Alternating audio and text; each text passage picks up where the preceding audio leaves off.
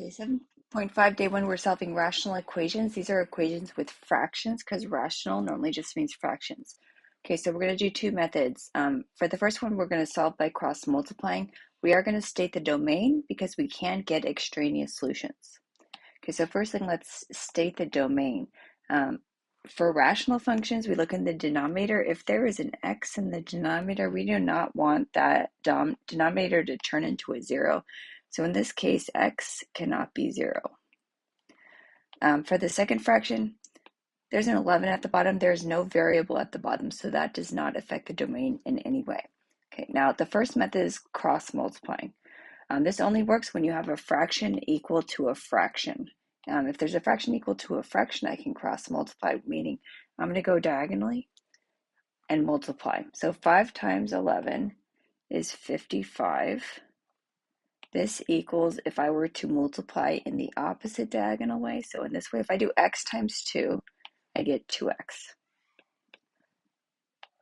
Okay, and now I'm going to go ahead and solve this. What do? Divide by 2? I'm going to rewrite that.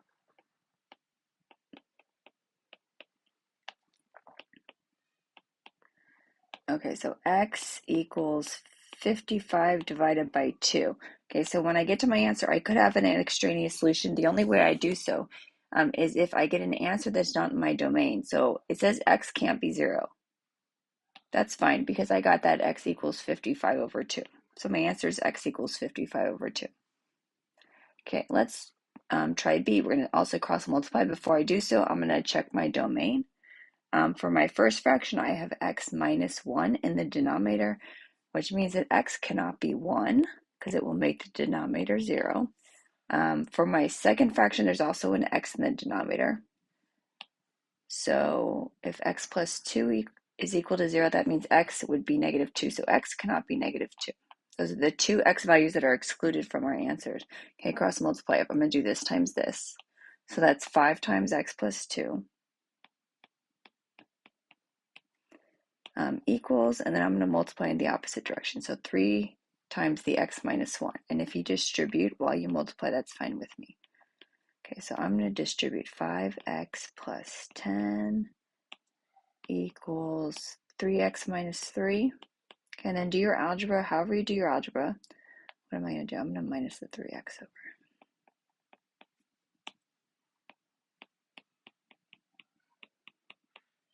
And I'm going to move the 10 over.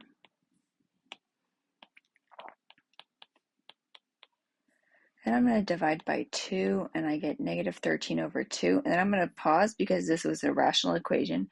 Check my domain. X can't be 1, and x can't be negative 2.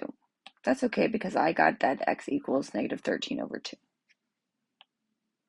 Okay, let's do 2 more cross multiplying. Then we'll do a second method.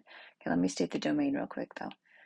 Okay, for the first fraction, I have x plus 3 in the denominator, so x cannot be negative 3. For the second fraction, I have 2x minus 5. So if I were to solve that, I would plus 5. I would divide by 2. So x can't be 5 over 2. Now I'm going to go ahead and cross multiply. So if I multiply this way, I have 1 times 2x minus 5. And then if I multiply in the opposite diagonal way, I have 4 times x plus 3.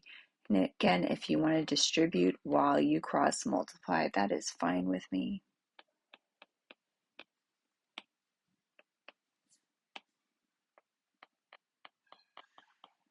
Okay, let's solve this. I'm going to move the 4x over to here, which is going to give me negative 2x. And then I might as well move the 5 at the same time. So that's going to leave me 17 on the right side. If I divide by negative 2, I get x equals 17 over negative 2. And then I'm going to check my domain. X can't be negative 3. That's fine. X can't be 5 over 2.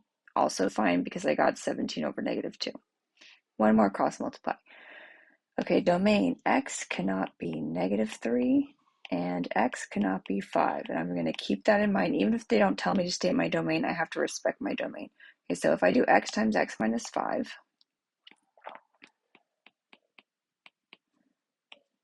I equal to the opposite direction. 3 times x plus 3 Okay, so x squared minus 5x equals 3x plus 9.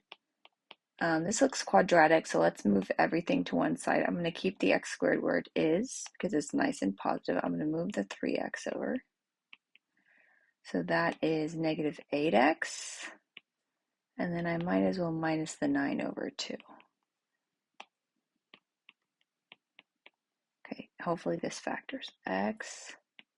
To get negative 9, I could do 3 minus 3, which is 0. Nope, let's do 9 and 1. Negative 9, positive 1. So I got x equals 9, and x equals negative 1 is my two answers, but let me check. X can't be negative 3. That's okay. X can't be 5. Also fine, because neither of those were the answers I got. Okay, that's the first method. Let's try the second method. Okay, for the second method, I am still going to state the domain just to make sure I catch any extraneous solutions, but I'm going to solve by multiplying each side by the least common denominator. Okay, domain first. Okay, there's an x in the denominator, so x can't be 0. The other denominator is 3. There's no variable in it, so it's fine. Okay, so I need to figure out the least common denominator. Okay, so I have x and I have 3. What is the least common denominator for x and 3? It is 3x, so let's times everything by 3x. Actually, it says multiply each side, but I'm going to do the whole thing at the same time. Okay, I distribute the 3x to everything. It's allowed as long as you do it to everything in the whole equation. So I'm going to do 5 times 3x is 15x, and it's still over x.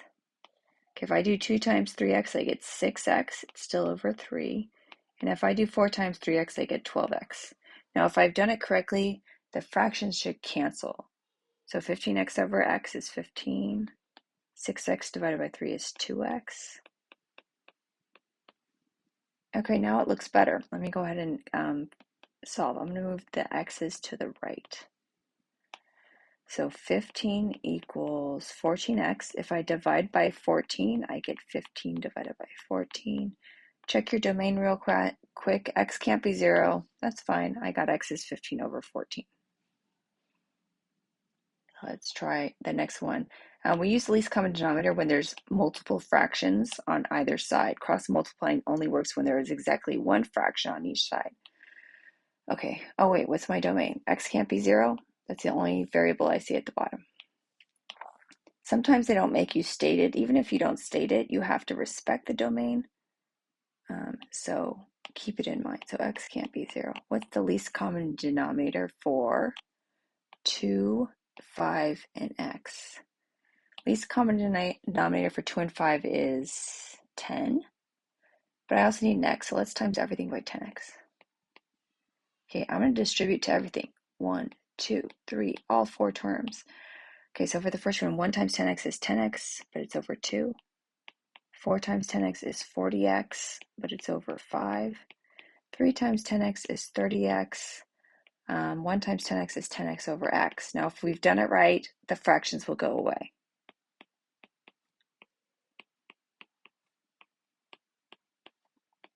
Okay, our fractions are gone, so now we're just going to solve it in whichever algebraic way you see. That should be a plus sign.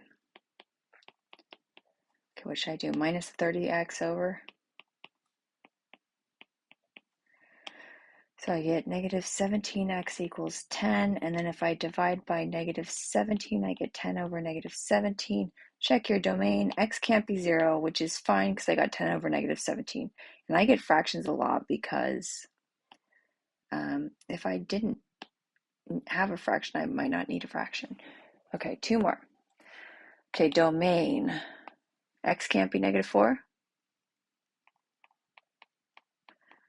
Okay, least common denominator. The only denominators are the x plus 4 and the x plus 4. So the common denominator must be x plus 4. Okay, I'm going to times everything by x plus 4. Okay, if I times the first term by x plus 4, I have 2x times x plus 4. I'm not going to distribute it just like on the complex fractions because normally the factor will cancel. Plus 3 times x plus 4 equals 5 times x plus 4 over x plus 4. Okay, now this cancels and this cancels. If you notice they're canceling, you could skip that step and go to the next one. So 2x equal, no, not equals, plus 3x plus 12 equals 5. So 5x plus 12 equals 5. I'm going to minus the 12. I get negative 7. I'm going to divide by 5. I get negative 7 over 5. I'm going to check my domain. X can't be negative 4, which is fine because I got x is negative 7 over 5. Okay, last one. What's my domain? X can't be positive 2. Okay, what's the least common denominator? This is a denominator, this is a denominator. They're already common, they're both x minus 2. Let's times every single thing by x minus 2. Okay, now I'm going to show the next step. I'm going to write it out. Some of you will be comfortable skipping this step and going to the next one. Okay, I'm going to do x times x minus 2, but it's over x minus 2. And then I have 2 times x minus 2, but it's over x minus 2. Okay, what it cancels, cancels, cancels. So we're not going to have any fractions anymore. So x squared minus 2x plus x equals 2. X squared minus x, well, let's move the 2 over. Minus 2 equals 0. Let's factor it. What do we times to get negative 2? It's got to be a 2 and a 1. Negative 2, positive 1. So I get x equals 2, x equals negative 1. Let me double check my domain. Okay, it says x can't be 2. Oh shoot, I got x equals 2. But the domain says x can't be 2. So even though I solved it correctly, it's actually that x can't be 2, and that's an extraneous solution. Meaning it's an extra answer that doesn't work in the equation. So that's an extraneous solution, but x equals negative 1 is still a valid solution. So I only got one answer, and that answer is x equals negative 1.